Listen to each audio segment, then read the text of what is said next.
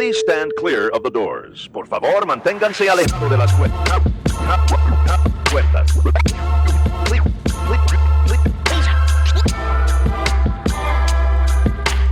Please stand clear of the doors. Por favor, manténganse alejados.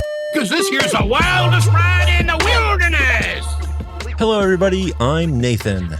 And I'm Scott.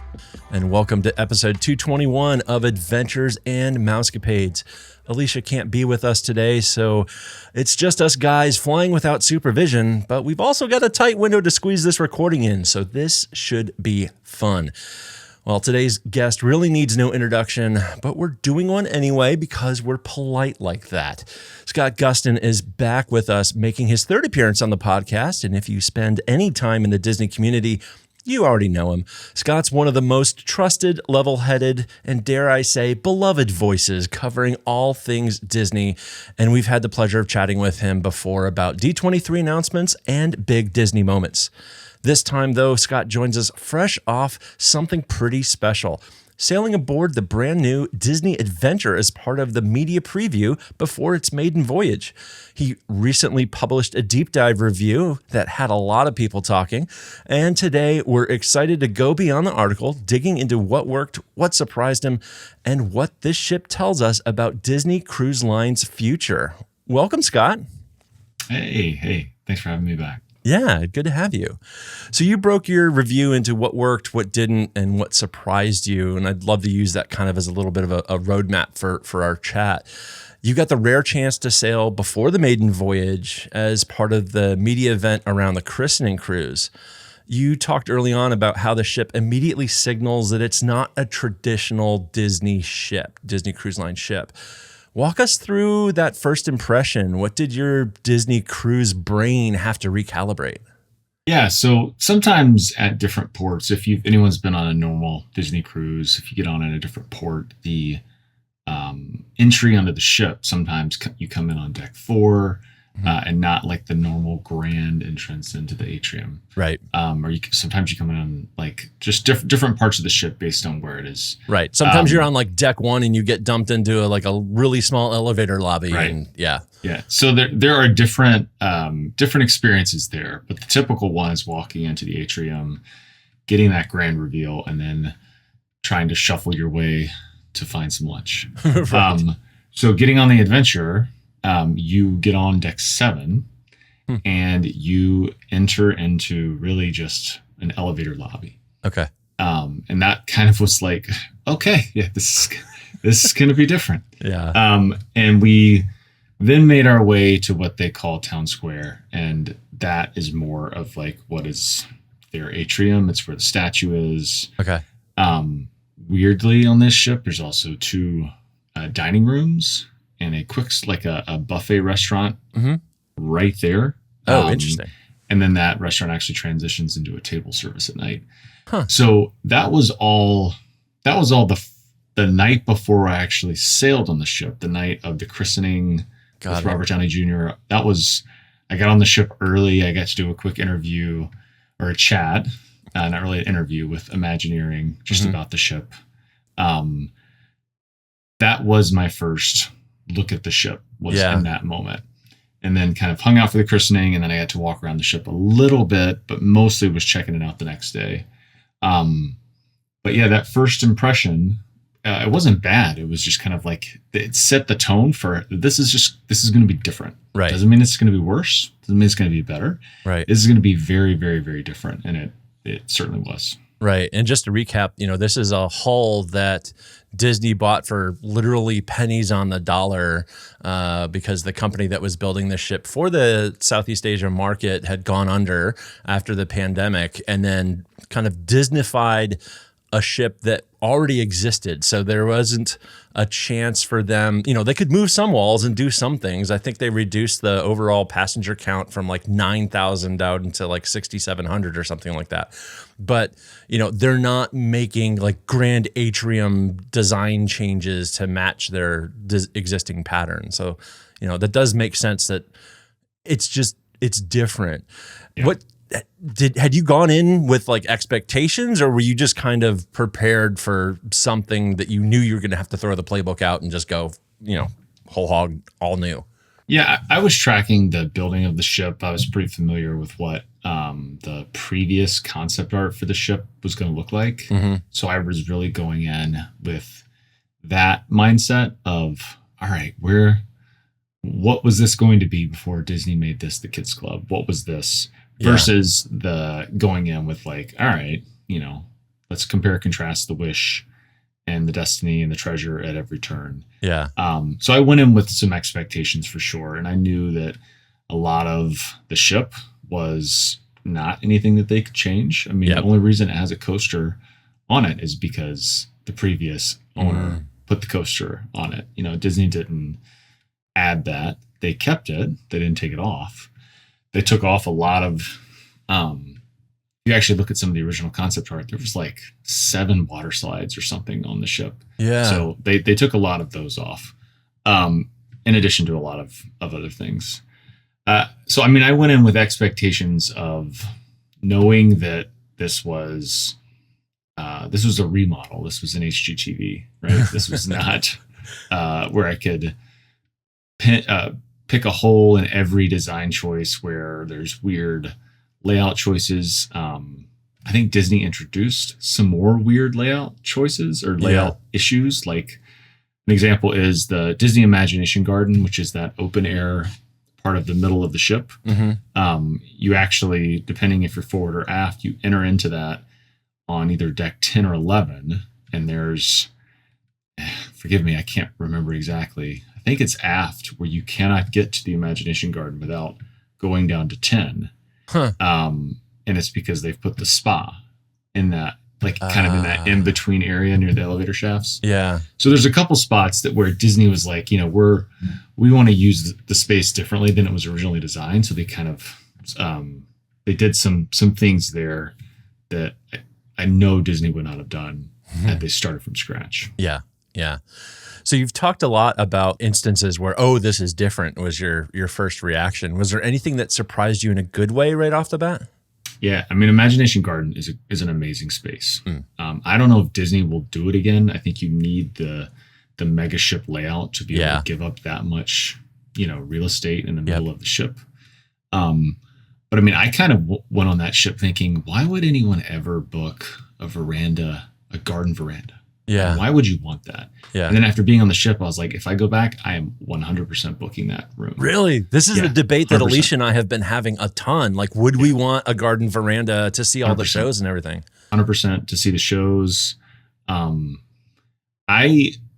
This is a bit of a spoiled point of view, and I get it. Yeah. But I've been on 16 Disney Cruise Line itineraries, I've cruised 16 times. Yeah. I was not thinking the right way to say that. I haven't been on 16 cruise ships or cruises, just 16 cruises. Right. And the majority of those we typically will do in the Bahamas. Right. And we will get a veranda because the purpose of that trip is to enjoy the ocean, go to the beach. Like that's all the experience.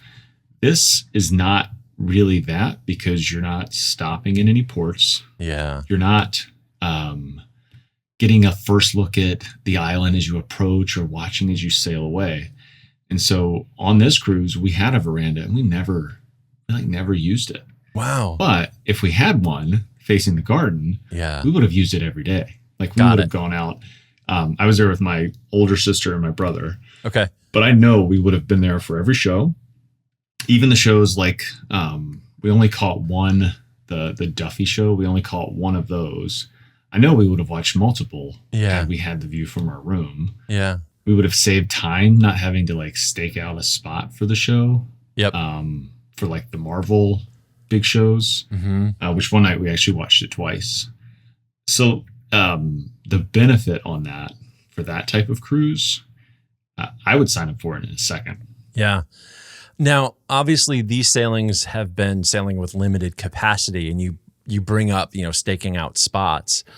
We've seen some comments from some folks who were on the maiden voyage, which also wasn't at full capacity, and they were even finding it hard to, get spots for fireworks or this or that. Some of the other things, like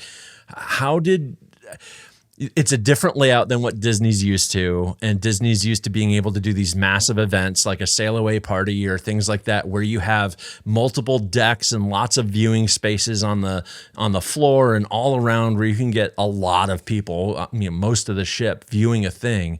How is that going to work when this starts going full tilt with, up to 6,700 guests on the ship? Yeah, I mean, I think the maiden voyage was pretty close to full. Okay, got it. I don't know if it was completely full, but at the same time, I would not expect the ship to be more full than the maiden voyage in the first year. Interesting. That's just pure speculation, not informed. Yeah. That's based on kind of the way that the ship had to launch. They had to cancel first 3 months. I think that the 5-year commitment to Singapore is 5 years because they know it's going to take them some time to really build up a place in that market. So, I think the maiden was probably about as crowded as it's going to feel. You also have to take into account, so the cruise that I was on only had 3,000 guests. Right. But over half of those were Disney employees, people that work at the company. We're still working on the coaster, trying to get it to work. Like that, a lot of those people were doing that. So I would probably guess there were only like 1,500 people that were doing the guest experience. Right. That was most obvious in the restaurants where they were just empty. Okay. But at the shows, doing all of the things never felt like it was, 20% capacity because everyone on the ship was trying to do everything. And it's the same way on the maiden voyage. Yeah. And I think the first month or so. Yeah. Crowds are weird in the same way when you go to the parks, certain time of the year, there can be the same number of people in the parks, but over spring break, people are there to ride rides. Yep. People are there to do things. It's their one time to be there.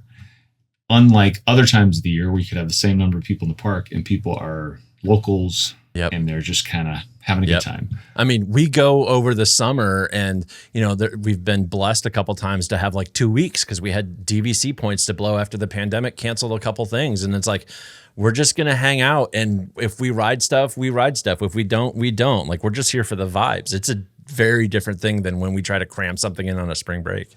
Right. And I think that's what the adventure will be in a few months. You'll have more people doing what's normal on a cruise where they just hang out in the room and they come out for the shows and the dinner, but they're there to chill. Yeah. These first like couple months of cruises, people are there to see it all, do it all. So I think that what you guys were saying, what I was saying, kind of with lines and characters, it will settle out. They'll also figure out the operations for all of it, right? Yeah. But I'm certainly glad that there's not more than the set capacity that they've put on that ship, because as spacious as it is, as many different spaces as they've created, all the different restaurants, all the different places to go, I can see that ship, when you're not stopping anywhere, feeling very crowded very quickly. Yeah. I read something last night. I read the Substack article you put out right before the your like main review, and I forget the gentleman that you were talking with from Disney, but something that caught me, and you just mentioned like the 5-year commitment to Singapore. Like the quote that sticks in my head was some comment of, like, well, we're going to be in Singapore for 5 years and then we'll see where else the adventure goes. It was like, I think down towards the bottom of your write-up of it. Like, I know this is a little tangent, but do you think this is going to stay in Singapore? Like, this doesn't feel like a ship that's going to do well outside of the Southeast Asia region. No, it will be in Singapore for 5 years and then it will go somewhere else. Really? Okay. Yeah. It doesn't mean it won't return. It doesn't mean that Disney wouldn't then, if it's extremely successful, they put another ship there for, a season or two. I think the home port part is unique because this is the only ship that they're doing it with. Right. It was done in a commitment to Singapore for them also backing Disney coming there. Okay. But no, I'm pretty confident that ship will go elsewhere after 5 years. That doesn't mean that it'll be in the US for a long time. It will come. I'm pretty confident it will make its way to the US after that 5-year commitment. Yeah. It will come to the US, but not forever. I think it'll become a ship that moves around similar to the ones they have now. Got it. Because this is like they're positioning this as a brand kind of ambassador to that region. There aren't, you can get to Hong Kong in 4 hours, but it's just a different culture and a different travel style. So this is this is a Disney park experience and a Disney cruise experience, a Disney experience for the first time for most of these people who are going to be on the ship, right?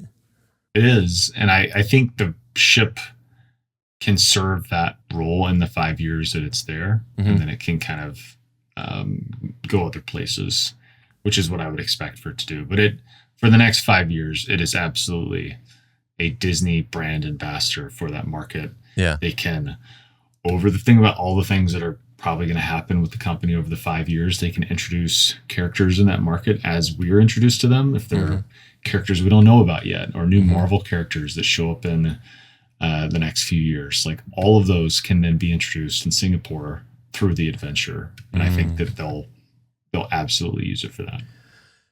Do you think the ship will work in an American market if it does come stateside? Like I'm looking at some of the pictures of some of the rooms. I'm like, it's a little tight. Oh, it's extremely tight. Yeah.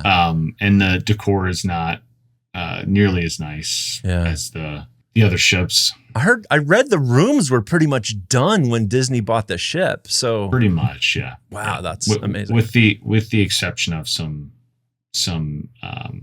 decor, right, and some other like structural or configuration changes that they made to some of the rooms. But yeah, mostly done. I don't think that's a blocker.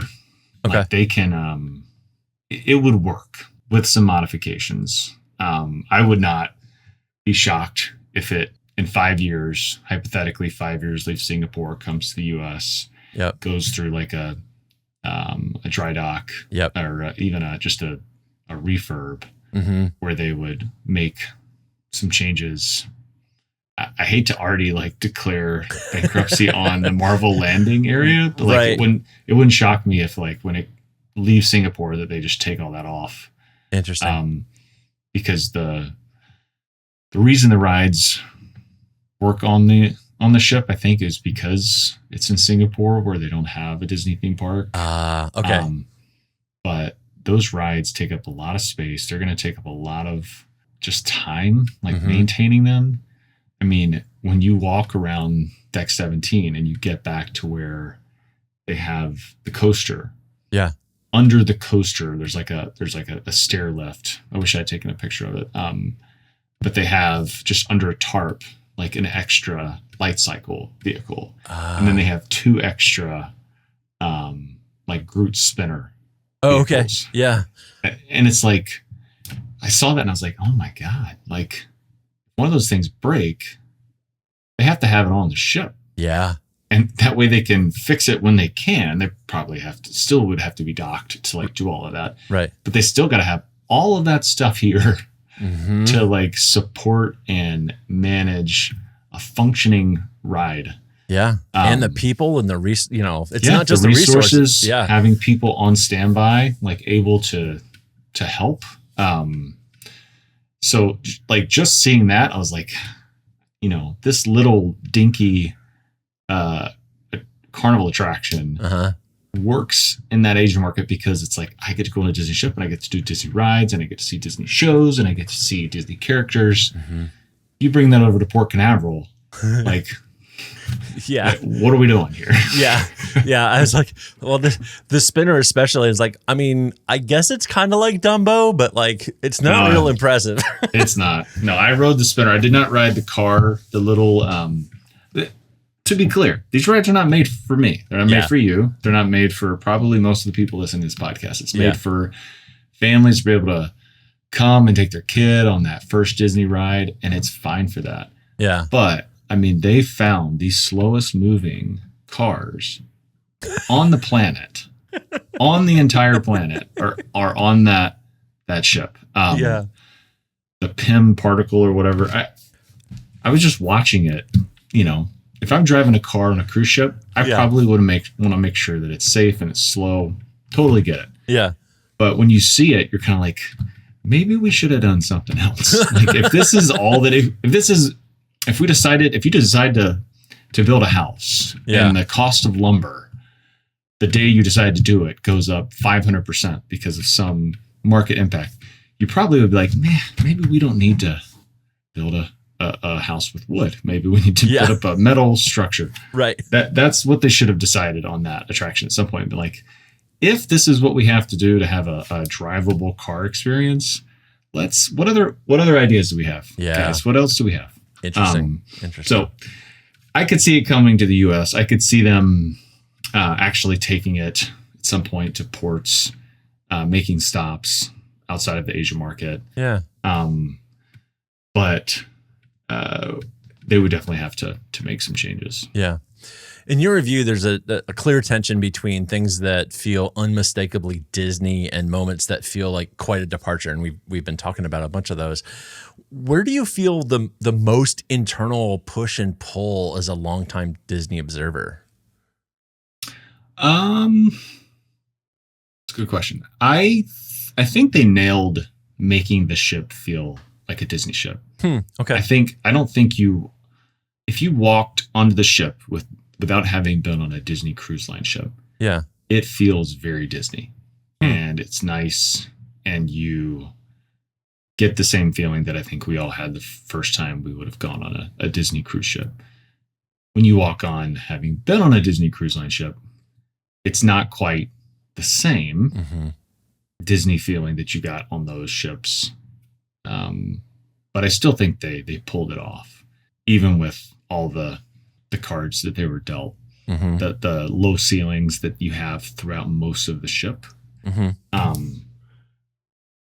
They did what they could, and I think they kind of went above and beyond, like having the promenade like on the side. Like there were things they were like, no, we're going to have some of it. We're going to do these things. Like we have to have the ship funnels.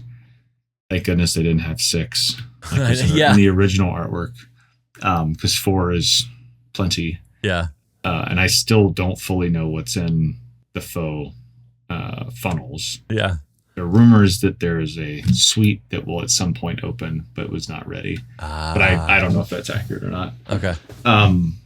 So I think the push and pull, I think they surprised me with how Disney it was able to feel. Yeah. While still looking pretty darn foreign from the outside. Yeah. Was there a moment where you thought, man, fans are really going to debate this? The staterooms. Yeah. As soon as we walked in the stateroom, the first thing, so I was with my older sister, a couple years older than me, and my younger brother, who's actually 23. I've been on the most. My sister's been on a lot of cruises, and my younger brother, I think he's only been on 2 or 3. Okay.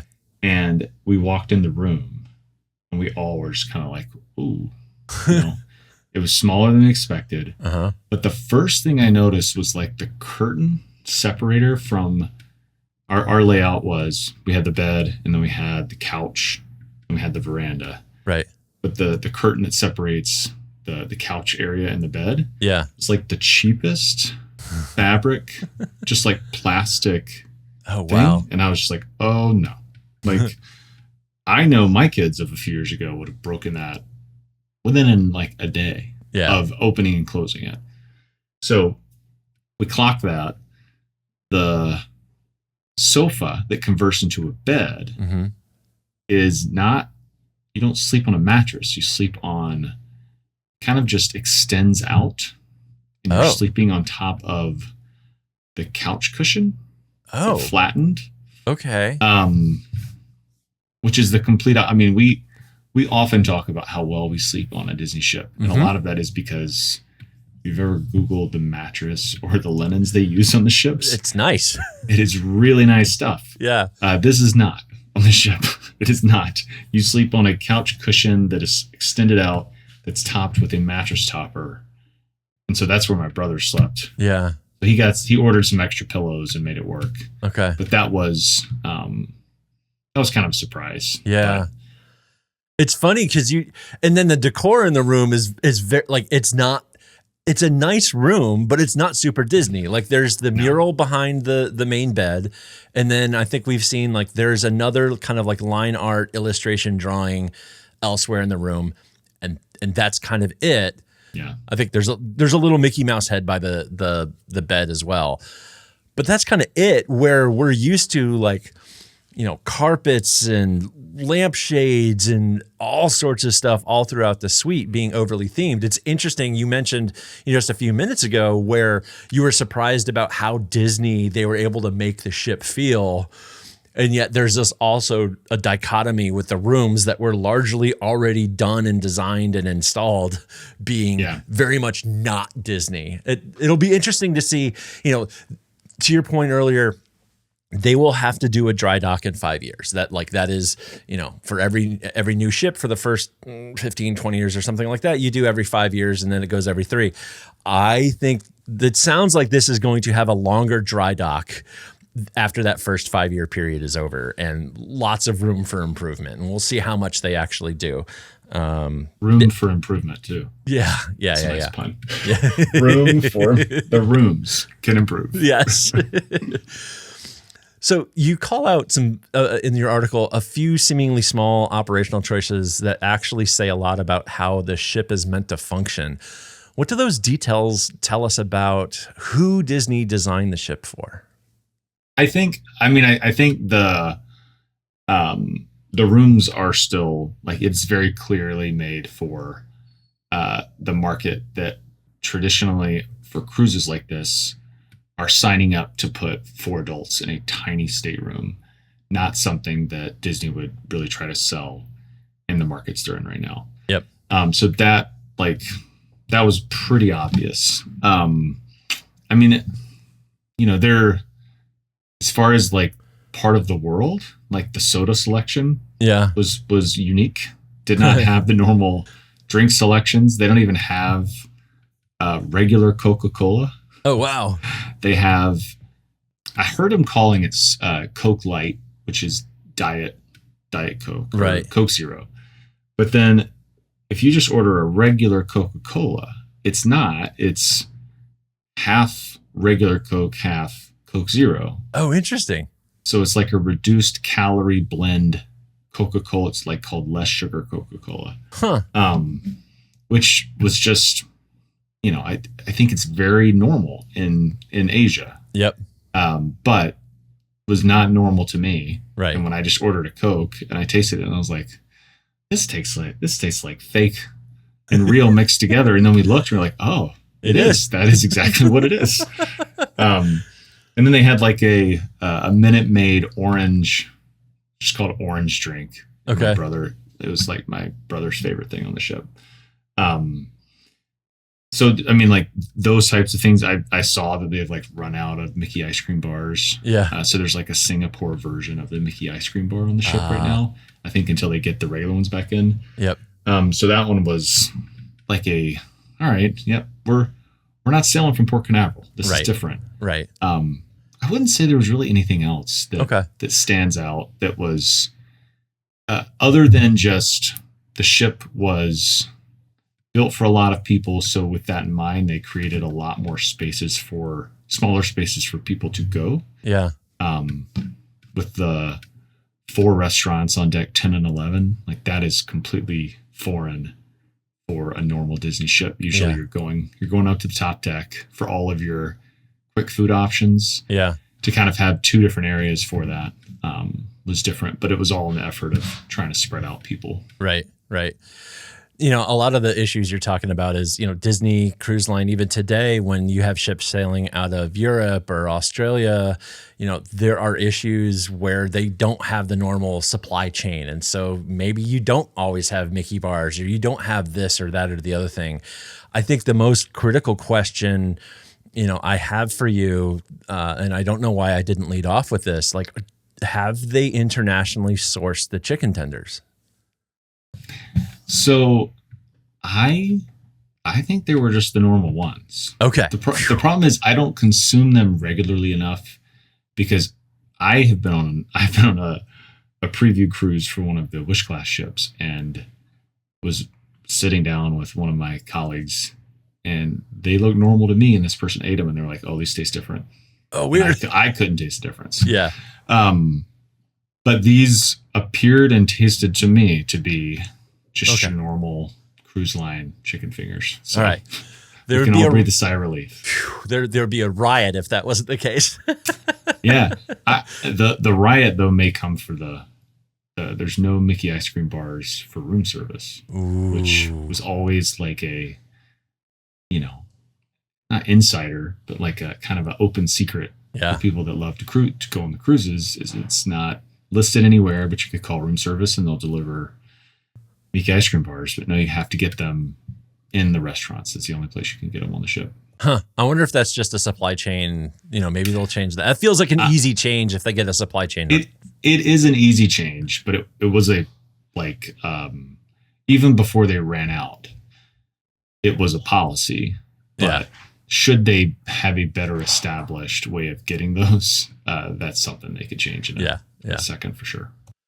So reading, your overall review, it didn't feel like a simple thumbs up or thumbs down. It felt a lot more nuanced, and that's what we've been talking about here as well. What part of the ship are you still thinking about here days later? I think in a good way, the Disney Adventure Garden. I think it's or Imagination Garden. Yep. I think it's an open space that is it's an open space on a very closed in feeling ship with the low ceilings, and you kind of get that breath of fresh air without being up on the top deck. That allows you to not feel as cramped as I often felt in other parts of that ship. So I'm still thinking of that. I'm still like, I'd love to know what their plans are for even more shows to have on that stage, because the stage is amazing. It is like state of the art outdoor amphitheater. Yeah. They've got all the space for the shows. The Marvel show is incredible. And it uses all kinds of tech show elements that you normally would only get in the Walt Disney Theater. Yeah.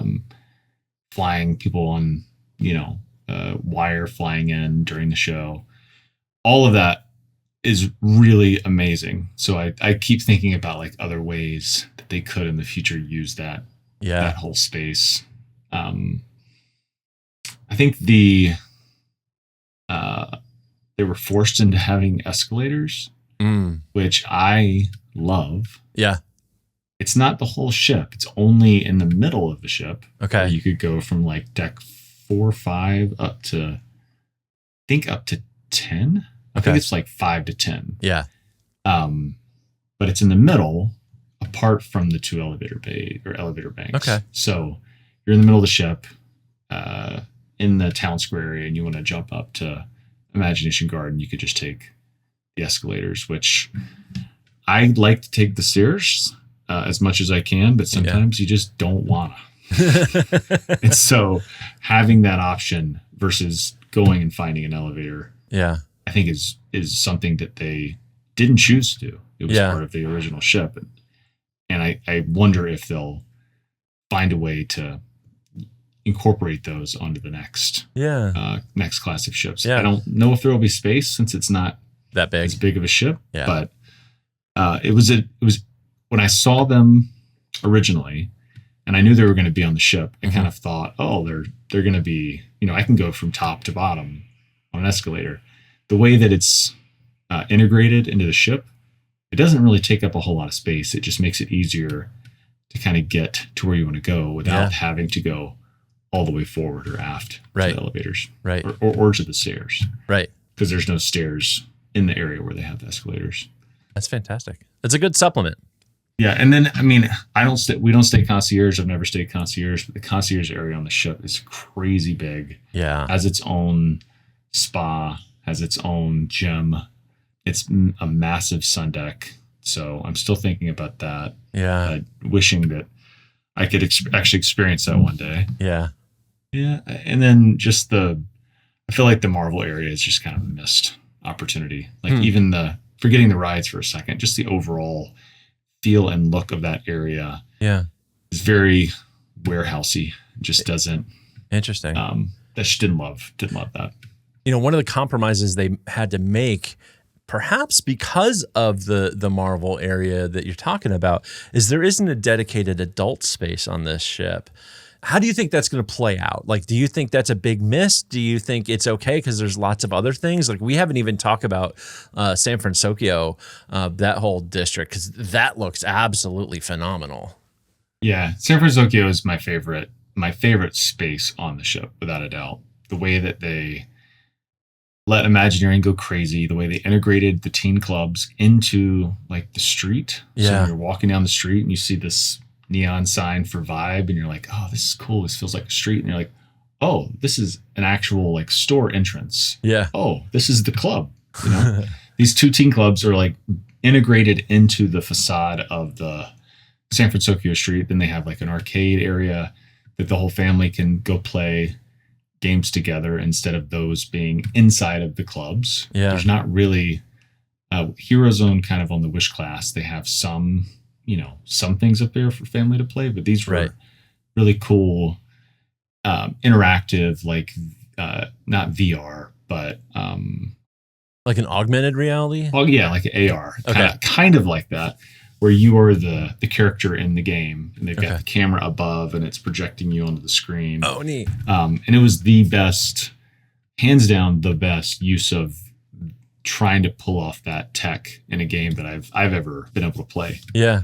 So, yes, San Francisco is, and then you have the movie theater at the end of the street. So it's easily my favorite spot on the ship, and I don't know what that area was supposed to be before, on the old ship. I don't know what that was, an adult area that they turned into San Francisco or what, but maybe a casino.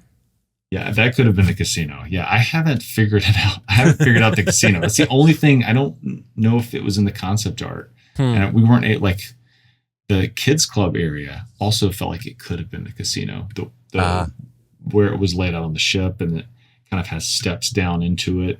Okay. As you get into the club, it kind of felt like it could have been too. Got it.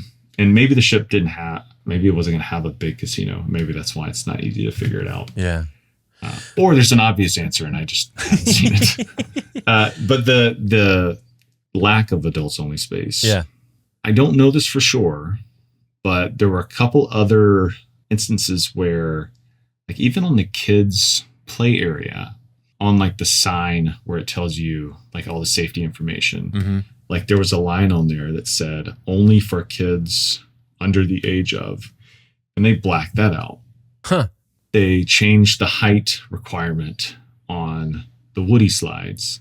So, and I think that the back of the ship, that pool area, I think was possibly originally intended to be adults only. But it almost seems like operationally they decided we need everything to be for everyone. Got it. And we can't like be telling in this market. I think they decided that it was going to be a difficult hurdle to tell people you can't take your families back here. Yeah. Instead, just kind of saying everything's for everyone. And then, 6 months down the road, all they'd have to do is put up a sign. Yeah. That just says this area is for adults, is intended for adults until 7 p.m. or something. Yeah. Without making it an advertised adults only space. Right. Yeah, you'd have a riot blocking off like the Moana show from families. So that's just not going to happen. It's I think that they could pivot on that if they chose to. I think it is interesting that there's just not a space as it is on launch, but I don't know if it's that weird for that market. I think it's weird for us because we expected it based on the other ships. We've got just a couple minutes. I know you've got to go. I have a real quick question. Do you see them needing to add a bunch of shade? Because it sure looked like, hey, you're sailing really close to the equator and there's not a lot of shaded areas outside. What's your kind of take on that? No, I didn't think that. I mean, Singapore is a very, very warm place. Yeah. People don't know where it is. It's essentially the same temperature all year, rainforest type climate. But while you're sailing at sea, not going anywhere, you're basically doing donuts out in the ocean. Yeah. Literally just making these tiny, on the TV in your room, you get to pull up the map and you're just going in circles. But they choose and they selectively pick, where to go out in the ocean for weather. And I mean, the temperature was like almost 10 degrees cooler out where we were versus in the city, Singapore. Yeah. So we were not really trying to sunbathe or anything. Sure. While we were there, the Wayfinder Bay during the Moana show was a little warm. Okay. But no, and cool. I get warm easy, like anywhere. Yeah. And I've certainly felt a lot warmer on other Disney cruises versus this one. So no, I think it was fine. There are a couple spots on deck 17 where it looks like they have the structure for shade near Sunnyside Pool where they could put one up. And it's very possible that they're just haven't had waiting a chance to yet. See, or they haven't had a chance, or it hasn't come in. But there are some structures that you can clearly see that they could be adding some shade there. Got it.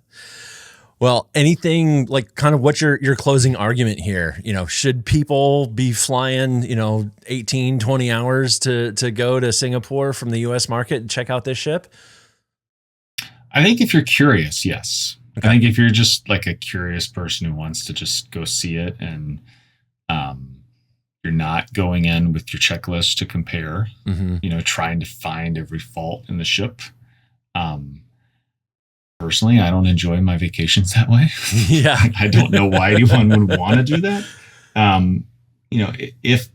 If you really want it to be something it's not, then it's probably better to just wait it out and then see it when it comes to the US and let them make whatever changes they'll make to it at that time. Yeah. But the entertainment on the ship, the package of entertainment, all the shows, remember the Wally show in the theater, the Marvel show, the Duffy show that's out there is adorable. As a package, the entire entertainment package on the ship, the fireworks show, which is, we didn't talk about it. It's incredible. It's a 12-minute fireworks show. It's not 3 minutes of little pyro at the end of a pirate show. Yep. It's an actual storied, has a soundtrack fireworks show. As a package, the entertainment as a whole, I think, is the best on any show that Disney has. We've heard that. So if you love the entertainment part of the Disney ships, I think you should go and see it because it's worth it. The flight is a beast. I did I'm in North Carolina. Yeah. And I connected through Chicago, which went to Tokyo and then Tokyo to Singapore. The Chicago to Tokyo, since it might be a good fit for a lot of people, was an easy hop over from there to Singapore. Yeah. And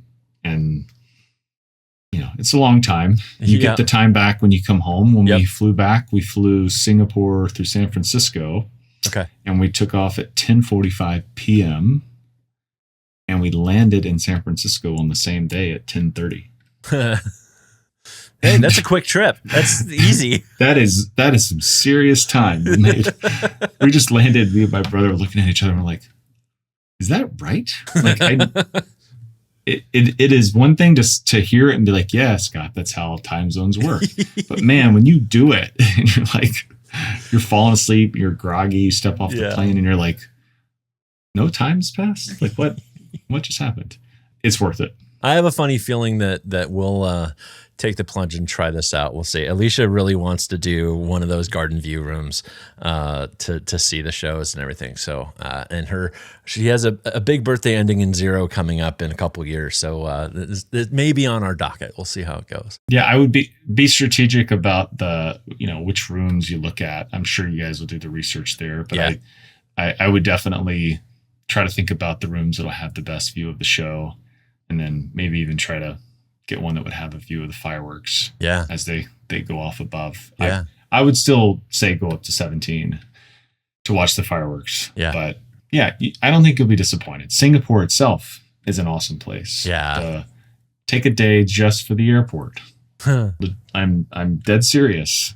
Everyone tells you that, and you go, and you're like, I should have done that because we didn't do it. We did not set aside a full day for the airport, but you should, because there's a ton of stuff to do in that mall. So that's awesome. Scott, I know you got to run. Thank you so much for joining me today. It was great to talk to you, and I know we'll be in touch and we'll chat soon. Yeah, let's chat again before you take the plunge on the next one. Absolutely, we'll do. All right, cool. Take care. I see it. I want to thank Scott again for coming on with me this morning. Our schedules went sideways in multiple different ways. Alicia couldn't be with us. Scott had a thing come up, and we only had like 45 minutes to chat. But I think that was 45 minutes well spent. I so totally enjoyed learning a firsthand perspective about the brand new Disney adventure that is sailing out of Singapore. If you want to know more about what's going on the adventure, please go visit Scott Gustin's Substack. That is over at Scott Gustin, ScottGustin.substack.com. Give him a subscribe and follow over there. And then he posts a ton over on Twitter or X, whatever you want to call it. He's at Scott Gustin.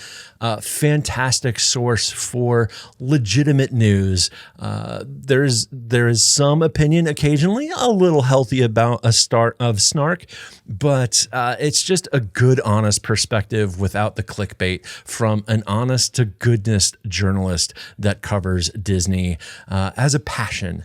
And we could not be more pleased for having Scott in our portfolio of people who we can reach out to and have on and share with y'all, because just as fantastic nerd, because just as nerds ourselves, having that kind of insider access to a world-renowned journalist like that is just absolutely fantastic. Well, remember that we and our guests are not affiliated with Disney or their subsidiaries. These are all personal opinions and suggestions based on our own experiences. But of course, we all are affiliated with fun, snacks, and questionable decisions. We recommend working with a travel agent or contacting Disney directly to plan your perfect vacation. If you have questions or suggestions or would like to be interviewed on our show to share your Disney experiences, please send an email to podcast@ourmousecapades.com.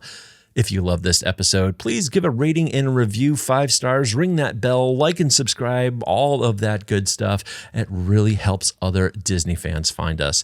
And you can follow us at Our Mousecapades on Instagram, Facebook, Threads, and we're even over there on YouTube. Please share us with your friends and family and that one coworker who still thinks FastPass is a thing. Thanks for listening. We'll be in your ears next week. Thank you for flying Star Tours. Bye-bye.